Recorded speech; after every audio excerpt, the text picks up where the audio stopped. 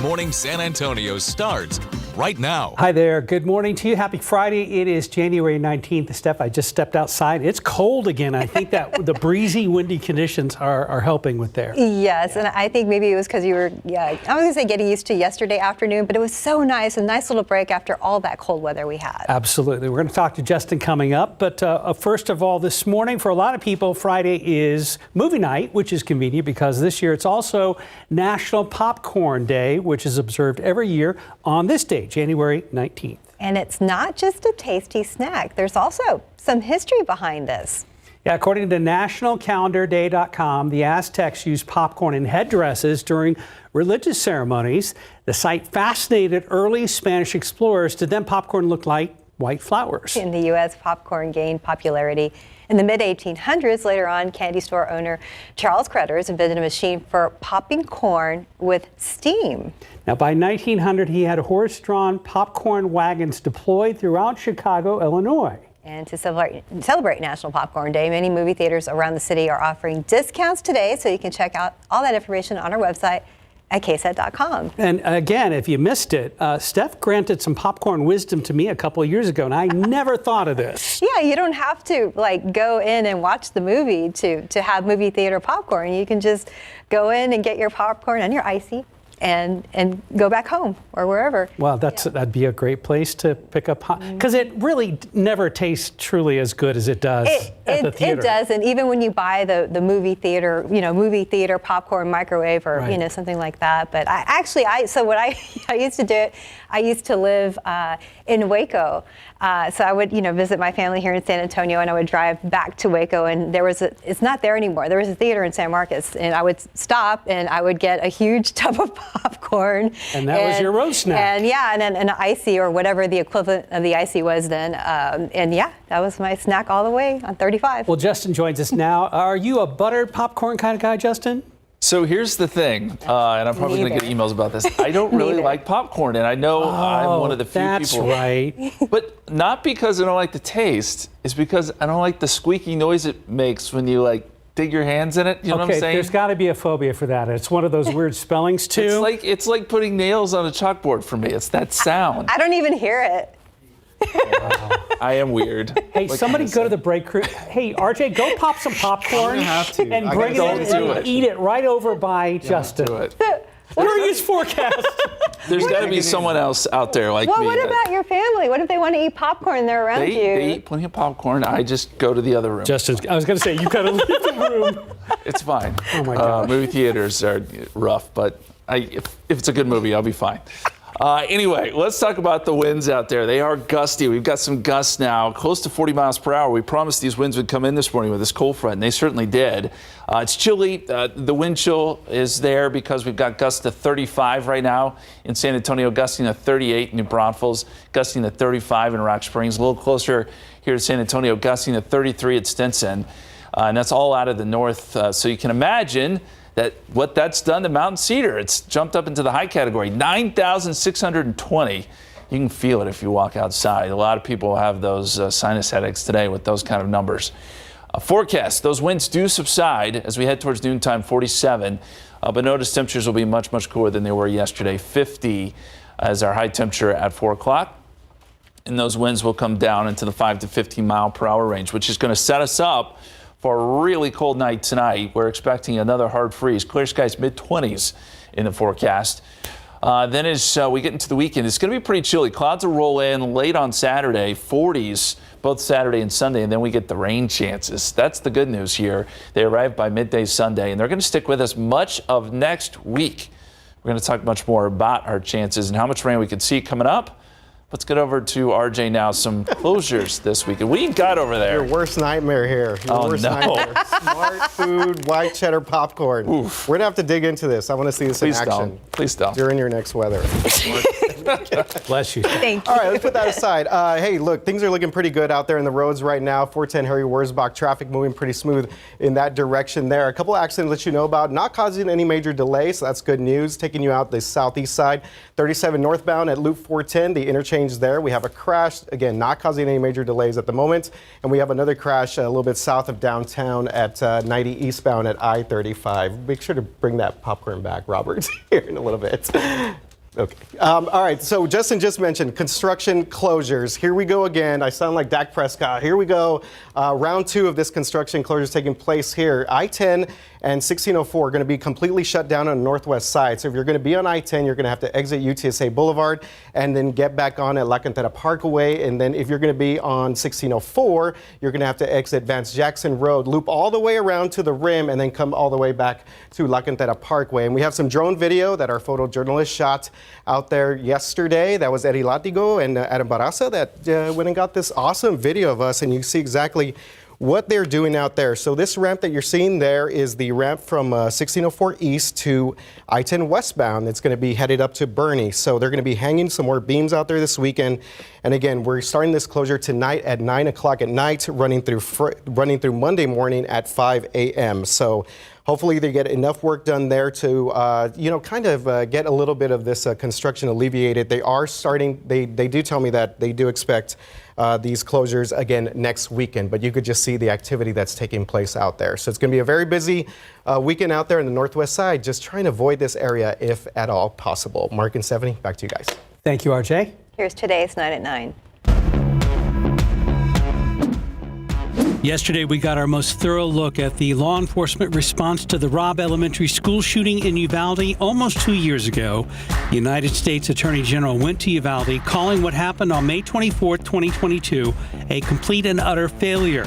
With this report finalized, the families of the victims are turning their focus back to Uvalde County District Attorney Christina Mitchell to file criminal charges on those who can be held accountable. A signature from President Joe Biden is the last step to enact a stopgap funding bill. It prevents a partial government shutdown tonight and creates new funding deadlines of March 1st and 8th. In the meantime, lawmakers are showing signs they could cooperate on key issues. Migrant apprehensions on the southern border have increased to around 4,000 a day. That's an increase from earlier this month when there were roughly 3,000 apprehensions per day. However, it's still far less than the 10,000 daily migrant encounters that was observed at one point last month. The date has been set for Hunter Biden's deposition as part of House Republicans' impeachment inquiry into his father. Hunter Biden will appear for a closed-door deposition on February 28th. According to sources yesterday, the House Oversight Chairman and House Judiciary Chairman also confirmed the president's son will meet with their committees. This comes after negotiations were kickstarted again to obtain that testimony. Real estate agents say more people are looking to buy houses. Today's existing home sales report is expected to show a drop last year to the lowest level since at least 2008. Among the factors making things too expensive for would-be buyers are high home prices, mortgage rates, and low inventory. Spirit Airlines looking for ways to refinance its debt. Shares of the low-cost carrier fell this week after a judge blocked its nearly $4 billion merger with JetBlue Airways. The company reportedly does not intend to restructure. Macy's is slashing its payroll. The department store will reportedly streamline operations by cutting more than 2,300 jobs and closing 5 stores. The layoffs make up 3.5% of Macy's total workforce and are expected to be announced in a week.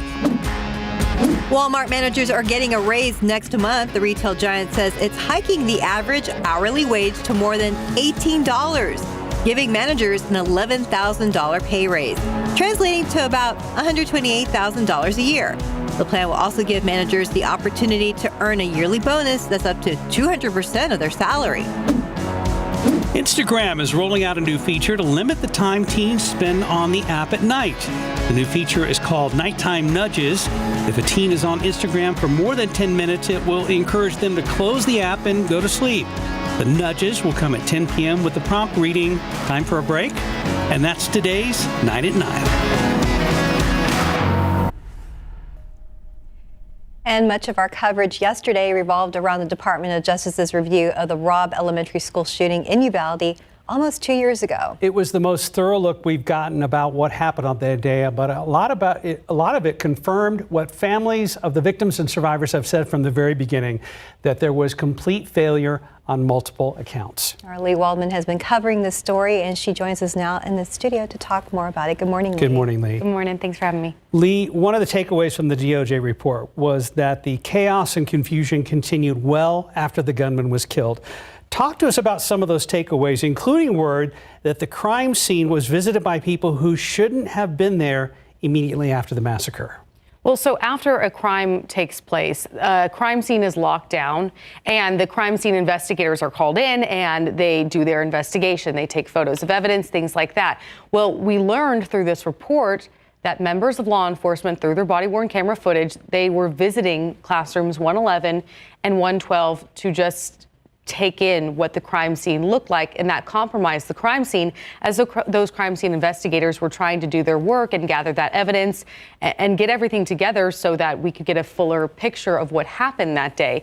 But on top of what happened with the crime scene, more of that confusion came out from the school district and also from local law enforcement and putting out this mixed messaging. And now that we know some of the social media posts from that day, saying that all the students and teachers were safe, saying that the gunman was in custody, all of that was blatantly false. So that information put out really added to the panic, also to the horrors of the day, and also to the emotional toll that something like this takes on people. Yeah, a lot of emotional toll there. So you've developed personal relationships with many of the victims' families there in the last 20 months, which is giving you a unique perspective on their grief and their recovery. So what did those families say when that report was released? Well, the days leading up to when this report came out, there was a feeling of anxiety. What is this report actually going to entail? Are we going to have an idea of what actually happened? Is this going to be as full of a scope of what occurred that day, the failures that occurred that day? They didn't know what to expect. They didn't want to get their hopes up because so many times over this last almost 2 years, they've gotten their hopes up and then those hopes were smashed back down again. I think once they finally got that report in hand, it was 600 pages, so they didn't really have a full chance to read everything before their press conference yesterday, but it was a lot of confirmation. Something interesting that Ronnie Mata, who lost her daughter Tess, had told us in a conversation on Wednesday leading up to the DOJ report being released was that over 2 years, if you're saying something, I think law enforcement didn't do their job that day. And then to have someone else constantly telling you that's not true, you start to doubt your own reality, right? And to have this report come out in 600 pages, lay out exactly what you knew to be true, that was finally that confident confirmation to them that they were right over these last almost 2 years.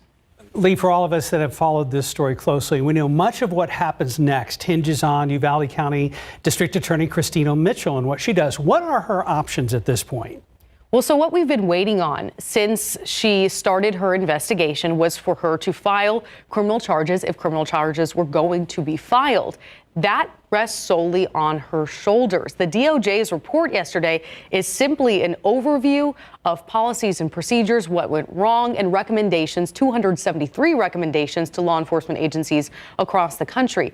Now it's up to Christina Mitchell to file charges if she is going to file charges. She has to prove criminal negligence. She has to have beyond a reasonable doubt that she can file criminal charges on anyone that you can file. So what we've talked to other experts about was misdemeanor charges on some of those officers who responded to that scene. The thing is, many of those misdemeanor charges have a 2-year statute of limitations, which comes up on May 24th of this year. And I believe we have a statement from Christina Mitchell. You see it on your screen there. She released this saying she was informed by the Department of Justice about this report that was coming out. At the bottom of this, it says, while I am hopeful the DOJ report will be informative, my office will continue our independent review for any potential criminal charges. The family said yesterday, you have everything you need now. It's in black and white. You can see that the police officers, the law enforcement who responded did not do their job. They're hopeful she will file criminal charges, but this statement from her, it doesn't give any indication one way or another. And we're still waiting for her to see the grand jury if she's going to. And with that statement, many people have been wondering if Mitchell herself can be held accountable for a failure to prosecute in any form or fashion so far. What are you hearing about that? So there actually is something called a rogue prosecutor law. It was passed last May in 2023, HB 17, and locally elected leaders can only be removed through a court process. So what people can do if they have a locally elected leader that they feel is not doing their job, not doing what's expected of them, they can accuse them of incompetency and file that court paperwork. Then a state district judge will weigh in and make a decision. If that state district judge agrees and says that the prosecutor is incompetent, unable to do their job that's expected of them, they can remove them, and then it's up to Governor Abbott's office to appoint a successor.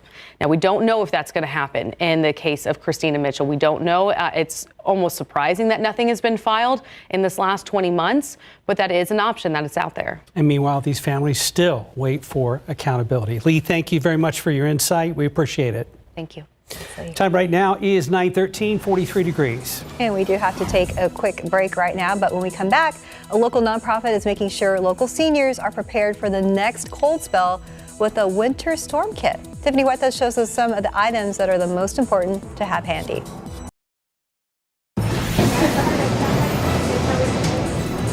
Welcome back to GMSA at 9. We're here live at Meals on Wheels San Antonio, where they've been helping seniors in our community navigate this winter weather, and they have amazing kits here that they've been giving out. And Ariana, our friend here, is here to share more about this. All of this happened following that winter storm of 2021. Can you talk to us about that? Yes, so when that storm happened in 2021, obviously the entire city was caught off guard, and we realized that we needed to do something more in advance to prepare those that we serve to be ready for that kind of weather. So we started putting together these winter kits for the following winter, and we've been doing it ever since. Tell us about these kits. Yeah, of course. So in the kits, it's been a little bit different every year, but we've always included hand warmers, Mylar blanket. That's that kind you see when people are running races that are supposed to really help with body heat. This year we included some grippy socks and flashlights in case power goes out, but that hasn't been the case so much. We're so happy about that. And then we also provide like extra tips for them to have so that they know who to contact in the city and things like that. This week it's been very cold. Yes. How are you all keeping up with the seniors? Are you all visiting them? Yes. So actually this week, the only day we were closed was MLK when everyone else was. And we were open every other day this week because we know how important it is for them to get that daily check. And so we were still delivering and doing that daily health check, that friendly visit, asking them if they needed anything. And volunteers and drivers will report back to us if someone decides that they do need a heater, if maybe they went this weekend without one. Prior to the front coming in, we had delivered over 300 heaters to our clients. Yeah. That's amazing. Now we're seeing a lot of movement back here. Mm-hmm. There's staff and volunteers are going to be coming here later this morning to deliver some of those meals to the seniors. Tell us about those volunteer opportunities here. Yeah, of course. Our volunteer opportunities exist so that way the community can help deliver a smile, a friendly visit. It's about an hour during the day to deliver meals. We've got pickup sites around the city, so you don't have to come here. You can find somewhere closer to where you're delivering, where you live, where you work. We try to make it as convenient as possible. And they also have the opportunity to deliver pet food one weekend a month if that's something they can't do during the weekday. And then we have other friendly visitor opportunities. You can become like a friend on the phone or go and visit them and maybe watch game shows with them in the evenings and things like that too. That's so special. Well, I'm so excited to learn a little bit more. We're going to have some of those weather tips on our website later and more on the noon show. We'll send it back to you in the studio. Thank you, Tiffany. Well, we actually had a chance to thaw out yesterday. It was so nice. I loved it. What was funny, I didn't have my jacket with me later in the afternoon when I was running around. I had a sweater, and that was too much. Right, it got hot. Super hot, yeah. We're all over the place, aren't we, Justin? We are. I mean, all over the board. Yesterday was just kind of a one-off thing because today we're much colder. We got a cold front that came through last night, and it's going to be a cold weekend. I want to go ahead and give you your weekend forecast.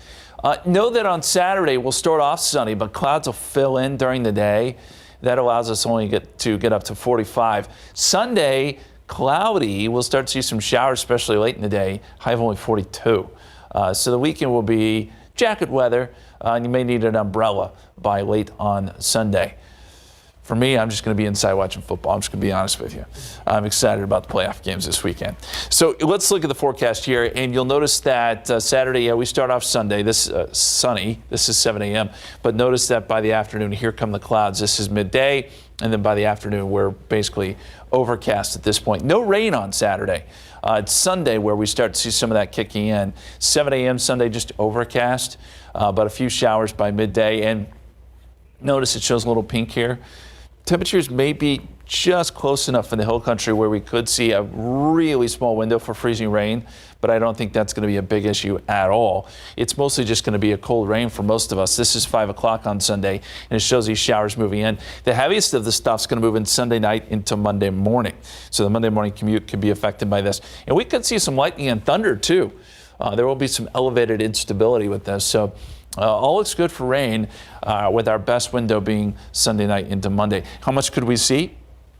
2 inches plus. Now, this is over 7 days. This is not just that Sunday to Monday time frame, but we've got more rain chances down the line. And I think we could see some pretty healthy rain. This could eat into the drought. That's what we need.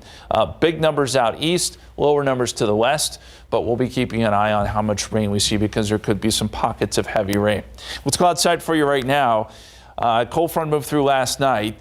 We have clear skies, temperatures at 43 right now, wind chills at 34. So there's that change from yesterday's warmth. 42 in New Braunfels feels like 33. 37 in Bernie feels like 27 right now. Recent wind gusts have been up around 30 to even close to 40. Latest wind gust here in San Antonio is right around 35, so it's blowing stuff around. It blew into Mount Cedar. Look for these wind gusts to stay in this range next couple of hours before subsiding this afternoon. But there's enough there to give us the wind chill, as we showed you, in most spots in the 20s and 30s. That's what it feels like. And with those winds sticking around through midday, you'll have a wind chill at least through lunchtime. 47 noon. We'll be up around 50 this afternoon for a high. And then once those winds subside tonight, temperatures will fall off quickly. 30s by 9 o'clock. And as we look at the low temperatures by tomorrow morning, this is the other big story. Another hard freeze on the way. So this is 7 a.m. tomorrow. We're down to 25, 21 Bernie, 20 in Kerrville, 23 San Marcos, 24 Seguin. It's not quite pipe bursting weather, but you may, just to be safe, open up the cabinets. You definitely want to take in some of those sensitive plants or recover them if you took off the cover once it warmed up yesterday. Sunday night, that's our best chance for rain, 80%. And then we have more rain chances much of next week, 40%. Monday, Tuesday, Wednesday, even Thursday we got rain chances. So it'll be an active week next week. We showed you the weekend, and next week, notice we've got temperatures in the 50s and 60s. We'll be right back. Welcome back. It is 9:26. So today, a man on trial for capital murder will learn his fate. Gilson Avila Rodriguez is accused of the 2018 double murder of Nicholas Milanovich and Julia Wright. Both were fatally shot as they were asleep in their apartment. Now, yesterday in court, the jury saw a more than 2-hour-long interrogation video where Avila Rodriguez confessed to the murders, but he says he was forced to do it by his girlfriend, Melissa Cortez. Cortez, he says, was a drug kingpin and told him that Milanovich was stealing drug business from her.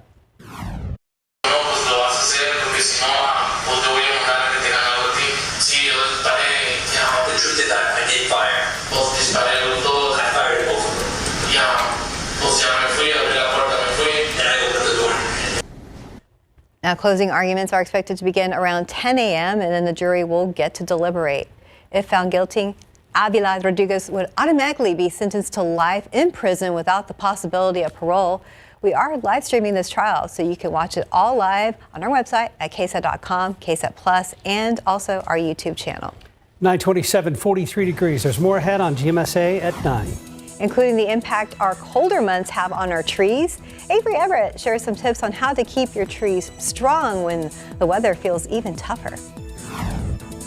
Plus, the Spurs are continuing their road trip with games tonight and then again tomorrow. RJ will be back with more on that and a look ahead to the NFL action-packed playoff weekend. Well, to be honest, we've done our fair share of whining. Yesterday was such a nice day, and today won't be quite as cold it was as at the beginning of the week. But that doesn't mean we're done with the cold weather this season. We will continue to ride this roller coaster of temperatures. So before we head into our next cold snap, arborists want to check your trees. Avery Everett shares some recommendations of what one hill country town is doing to stay on top of frigid temperatures. On this tree here, you've got that branch right there. Broken in half. That's just something waiting to happen. And Chris McComb says there are more branches across San Antonio on the brink of breaking. Go out and inspect. The tree care expert says trees can only take so much. And winter in south central Texas is far from finished. Trees are pretty resilient, but anytime the ice or snow comes, it's not something we're used to here. With another cold snap on the way, McCombs is warning people across our area to take an extra close look at their trees. There's a lot of things you can do to prevent it. Experts say you can start to see for yourself where some of these breaks in your trees might actually be happening. And it all comes down to this: 3 simple tips for checking on your trees. First, take a look for any buildup of extra fungi. You should also be looking for any cracks in the tree trunk itself, and then also look for missing pieces of bark, because that could mean it might break. The biggest concern of trees breaking is power outages, something the city of Fair Oaks Ranch says is all too familiar. We had a significant outage throughout the city. Problems from last year's ice storm pushed this city to be more proactive. Now it's working with CPS Energy to trim more trees. In order to mitigate some of those trees, freezing and hanging down and causing some of the issues that they experienced last year. Generally, when we're going to lose power is a down tree due to neglect. McComb says by taking the time to check your trees now, our community might be less likely to feel those long-lasting impacts from yet another freeze. Avery Everett, KSAT 12 News. Thank you, Avery. Well, it says 43 Steph, but it certainly, again, feels colder than that. And I think it's because we were spoiled for a little bit yesterday. And you know what? It's going to be even colder tomorrow morning. You're right. Yeah, we were spoiled for about 24 hours. And then those winds kicked in, and the wind chill values right now are in the 30s. So that temperature you see there on the bottom of your screen is deceiving. It feels colder than that. And by tomorrow morning, we'll probably be in the 20s. So another hard freeze. You just saw some of the suggestions there. Avery passed along good advice because we do have another freeze on the way. Let me show you what's going on across the country. So a big area of low pressure moving out the East Coast. It's producing snow from the nation's capital over to New York. So snow flying there. And I want to show you what's going on there just east of Chicago. Look at that fetch, that lake effect snow that's going on, that long line of snow. That is textbook lake effect snow. That wind is working north to south right along the lake there. And then you're getting a patch of very heavy snow in a very small area there east of Chicago. But that's how it typically sets up. Pretty interesting to see that on radar. Then as we go to the East Coast, there you see the snow around New York and Washington. Should wind down a little bit later this morning into this afternoon, but may cause some travel issues.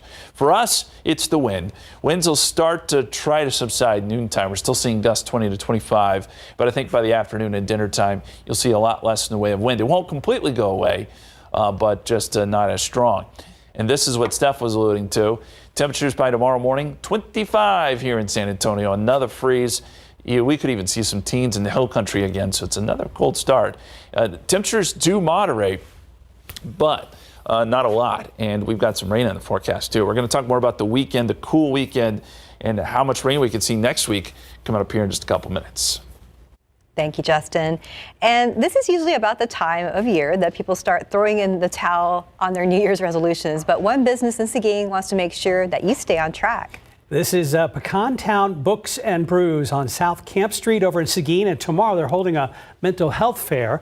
A therapist, nutritionist, and chiropractor will be there to answer your questions about fighting depression and anxiety so you can have a successful 2024. The event coordinator at Pecan Town told us what inspired her to plan the event and why it's so important. I had horrible postpartum depression, and because of how awful it was, I needed help. And there wasn't a lot of resources available to me. I didn't know where to go. I didn't know who to turn to. Because of that, I wanted to encourage people who needed it and just have a space where everything will be. That way we can send people out to the community where they need it.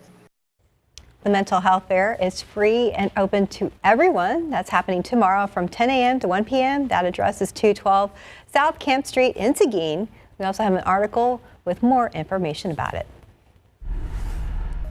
And the Spurs continue their East Coast swing as they travel to Charlotte to take on the Hornets tonight. It's the first of back-to-back games this weekend. RJ is back with another look again also at the NFL playoffs this weekend. Another 2 days of action in the NFL, RJ. Yeah, like Justin said earlier, I mean, might be a good idea to just kind of hunker down, stay inside and watch some action-packed NFL playoff action. So we're going to start here with the Spurs first because they do play tonight. They are back on the court. And unfortunately, that guy right there, he's not going to be back on the court. So the Spurs right now riding a 3-game losing streak. They are in Charlotte tonight. Now, actually, their last win, if you go back to last Friday, so a week ago today, they were at home against the Hornets. Wemby was absolutely dominant. Now, unfortunately, he is not playing. This is the first of back-to-back games, and the reason he's not playing is because he wants to play tomorrow's game against his fellow countryman, fellow first-round draft pick, Bilal Coulibaly. So that would be kind of a fun experience. But tonight, no Wemby. Now, some good news here. Zach Collins is expected to return for the Spurs. He's been out for about a month with an ankle injury. So it's going to be Devin Vassell. It's going to be Keldon Johnson. Come on, KJ. KJ scored like a combined 10 points in the last 2 games. We need a nice effort from Keldon Johnson, and we need some better defense than what we just saw there. So unfortunately, these 2 teams are at the bottom of the standings in the respective conferences. But again, tip-off here, scheduled for 6 o'clock our time at the Spurs out there in the Queen City. Charlotte it is, and then tomorrow, again, they are in D.C. to take on the Washington Wizards. Victor Wembanyama will be back for that game. Again, he's still on that minutes restriction, so something that we're just going to kind of keep in mind there. Again, he wants to play against his guy, one of his best friends coming up, who's also on the French team. So it should be a fun matchup there tomorrow. Hopefully, the Spurs get this win tonight first, though. All right, moving on to some NFL playoff action. And there's my guy, C.J. Stroud, getting ready for a big rematch here. So Texans play the Ravens. Week 1 of the regular season. At the time, we had no idea what we had in C.J. Stroud and in head coach DeMeco Ryans. But as the season has proven out, the Texans have improved every week, won the AFC South, and then really took out one of the hottest teams in the league last week. I mean, that was a dominant win over the Cleveland Browns there last Saturday. So they're taking on the Ravens, the top seed in the AFC. This is C.J. Stroud versus Lamar Jackson. Now, some interesting news for the Ravens. Their all-pro tight end, Mark Andrews, has been out for most of the season, but he is questionable for tomorrow's game. It's going to be very interesting. It's going to be the Ravens defense versus the Ravens defense, obviously, versus C.J. Stroud, and also the Texans defense you see right there, very young, taking on that Baltimore rushing attack. I've been saying, guys, all week that the Texans right now are basically playing with house money, and I think this game's going to be a lot closer than what people think. I think right now the line is about 10 points for the Ravens there. So we got Texans-Ravens. That game's going to be tomorrow on KSAT 12 at 3:30. Then the nightcap there, Packers taking on the 49ers. I don't think Green Bay is going to sneak up on San Francisco like they did on the Cowboys. Let's check out Sunday's games here because we got the Bucs taking on Mike Osterhage's Detroit Lions out there in Ford Field. And then really the highlight game for me, Chiefs versus Bills, Patrick Mahomes, Josh Allen. Look, the Bills are a tortured franchise. If they cannot beat Kansas City at home with Josh Allen, the way that they're rolling, they've won like 7 straight games, then I don't know if it's ever going to happen for Buffalo. But I'm secretly cheering for the Buffalo Bills because again, a tortured fan base. I would like to see them advance and maybe even get to the Super Bowl. Yeah, they've been bested so many times by the Chiefs. It's maybe time, their turn. Yeah, that game is in Buffalo. It's going to be Sunday night prime time. That's going to be a lot of fun out there. Mahomes versus Josh Allen, really, really cool matchup. If we leave now, we can help shovel out the stadium. I was going to say with all the snow there as was well. it like $20? Was it $20 an hour? 20 and an hour. Snacks or something like that, or a free meal, or I would hope. Yes. Bundle up. Yeah. RJ, go Spurs, go guys. Yes, sir. Go Spurs, go. 9:40, 43 degrees. You're watching GMSA at 9. So you might be thinking your garden is a lost cause after this week's freeze, but after the break, Sarah Costa has some tips to defrost those leaves.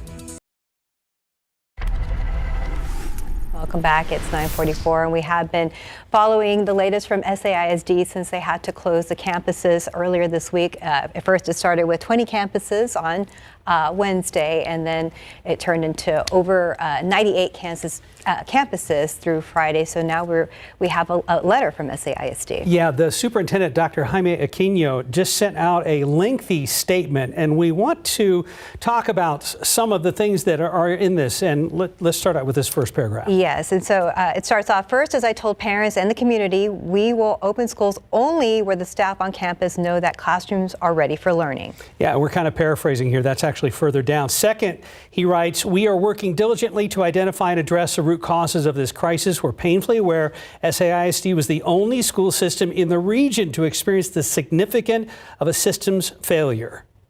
We know there is more than one cause. For that reason, we will work an external investigative team to examine the event and publish a full report summarizing the reasons for the breakdown. And finally, we must admit that this was an error on the part of leaders in the district. We had a week to prepare. Our families count on us to be open, and we are obligated to be there for them.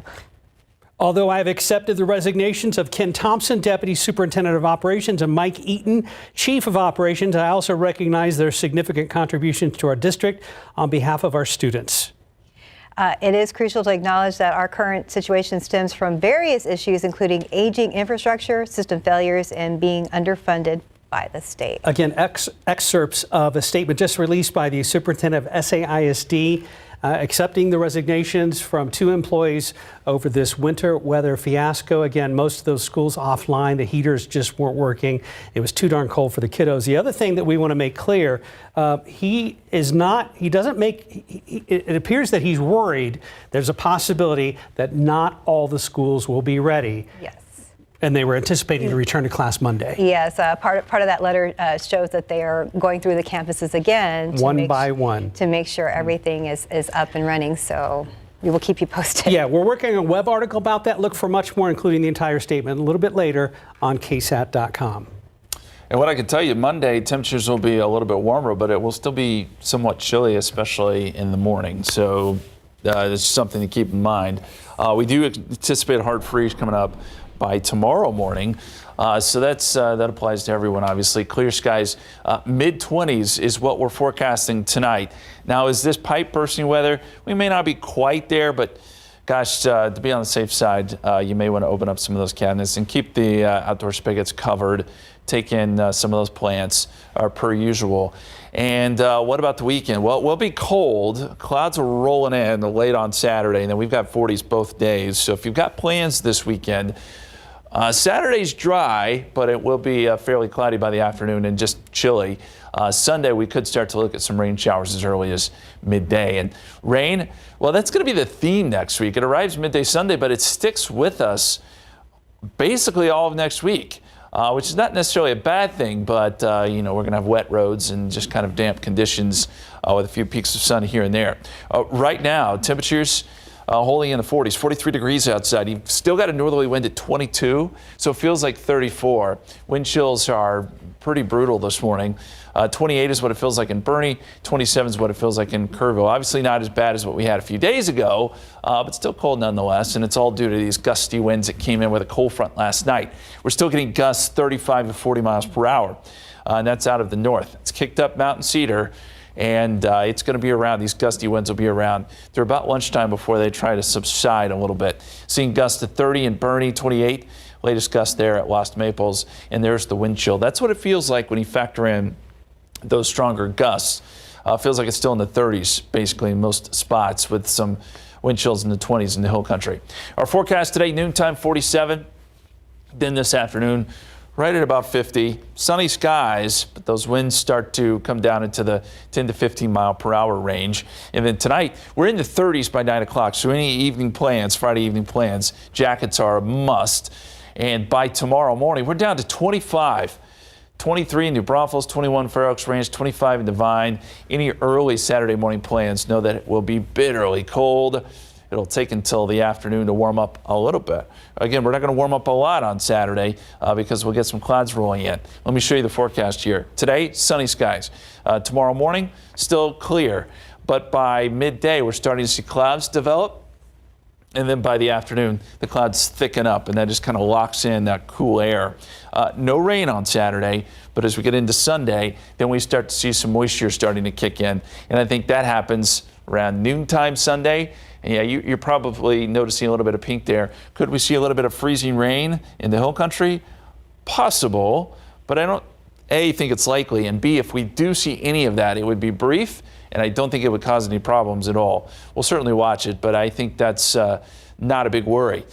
Rain will start to pick up even more so as we head into Sunday night and Monday morning. This is when we could see some thunderstorms, believe it or not, even hanging around through the Monday morning commute. And that's probably when we're going to pick up the bulk of our rainfall, at least in the short term. 80% chance of rain Sunday night, 40% chance Monday morning, and then we leave rain chances in through much of next week. How much rain could we see? Now, this is an aggregate over 7 days, but in total, when we're talking to you maybe a week from today, next Friday, we could be looking at 2 inches over that time period, maybe even bigger totals off to the east, a little lower off to the west. Extended forecast, 45 Saturday. We'll go 42 Sundays, so there's that cool weekend. Good chance of rain Sunday night and a Monday morning. And then next week, basically 60s each and every day with a decent chance at some showers and maybe some thunderstorms. Glad to be seeing the 60s, and I know you're glad about the rain because we need that. It is a good thing. We should be able to cut into the drought at least a little bit next week. Good news. Yeah. Thank you, Justin. 10 till 10, 43 degrees. Let's look out there with ZooCam, see how our flamingo friends are doing in this 40-degree weather. They seem just fine out there in the water.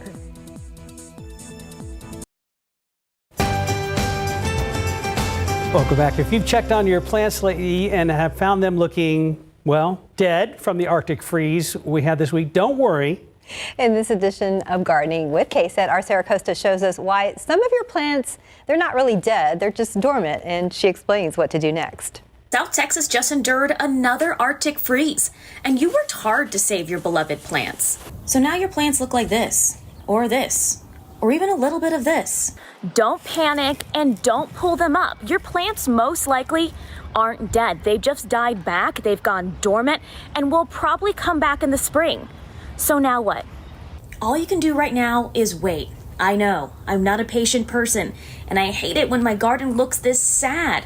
But it's what our plants need right now. A little bit of space.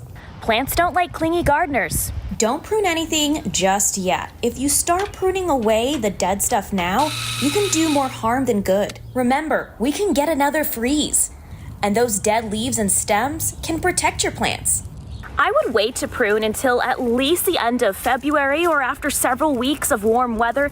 And before you prune, make sure you check the forecast with the KSAT weather team to make sure there's not a freeze in the next 10 days. What you can do is scrape the wood. If it's still green, your plant's alive and will sprout in the spring. Yay!